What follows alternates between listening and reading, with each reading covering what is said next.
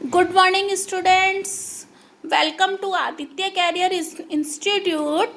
Last lecture में मैंने आपको एक टेस्ट सेंड किया था।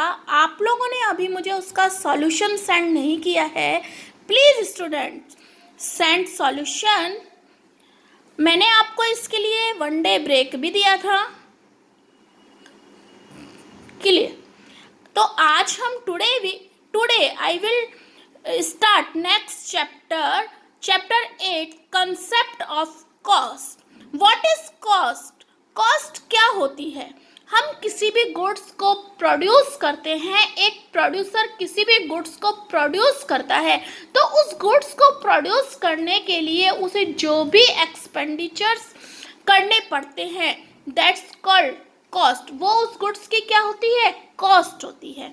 इन order to execute the production process, the producer has to spend several types of expenses, जैसे रॉ मटेरियल परचेज्ड हो गया हमारा, वर्कर्स वेजेस हो गई, सैलरी हो गई, रेंट हो गया और अदर प्रोडक्शन एक्सपेंसेस हो गए। तो उन सब का टोटल हमारा क्या कहलाता है? कॉस्ट कहलाता है। Cost is a total expenditure incurred in producing A commodity. किसी भी कमोडिटी को प्रोड्यूस करने के लिए जो हमें टोटल एक्सपेंडिचर करने पड़ते हैं वो क्या होता है? Cost. The expenditure of a firm और inputs for producing the output is called cost. Input को आउटपुट में कन्वर्ट करने के लिए जो एक्सपेंडिचर करने पड़ते हैं, दैट्स कॉल्ड कॉस्ट। नेक्स्ट है हमारा cost function. The functional relationship between cost and output is known as cost function. जो भी किसी प्रोडक्शन की जो भी कॉस्ट आती है और जो उसका आउटपुट होता है, उनके बीच में जो रिलेशन होता है उसको हम जो मैथमेटिकल लेवल पर जो शो करते हैं, that is called cost function.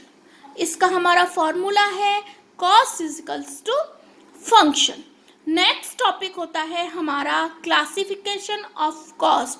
Cost को हम कितने टाइप्स में डिवाइड कर सकते हैं? तो classification of cost are divided 3 types on the basis of accounts, on the basis of time and other.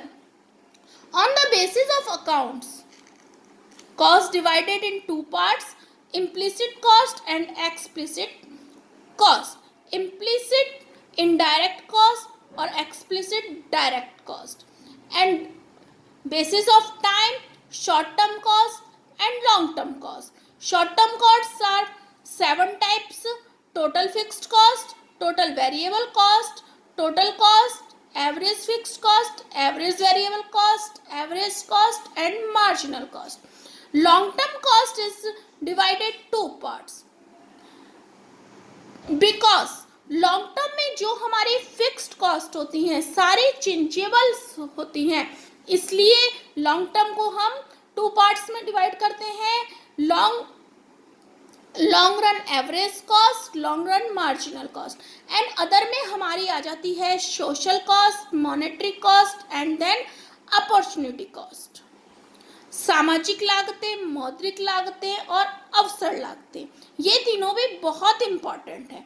तो today I will discuss on the basis of accounts. लेखे के आधार पर जो हमारी लागतें हैं उन्हें हम 2 पार्ट्स में डिवाइड करते हैं: इम्प्लिसिट कॉस्ट और एक्सप्लिसिट कॉस्ट। स्पष्ट या प्रत्यक्ष लागतें और अस्पष्ट लागतें।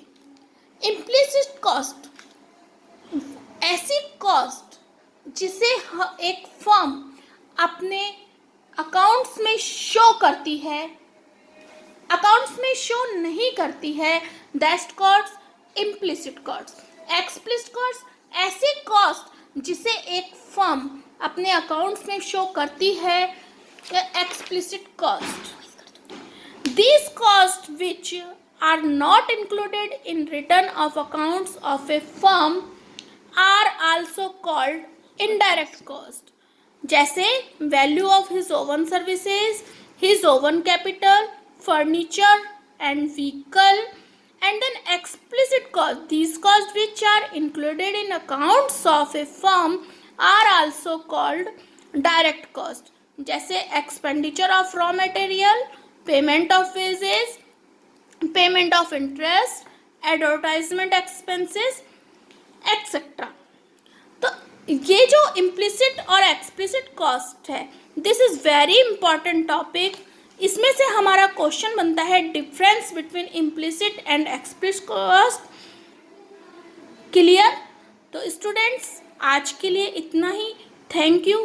प्लीज़ आप लोग मुझे टेस्ट का सॉल्यूशन ज़रूर भेज दें. Okay, thank you.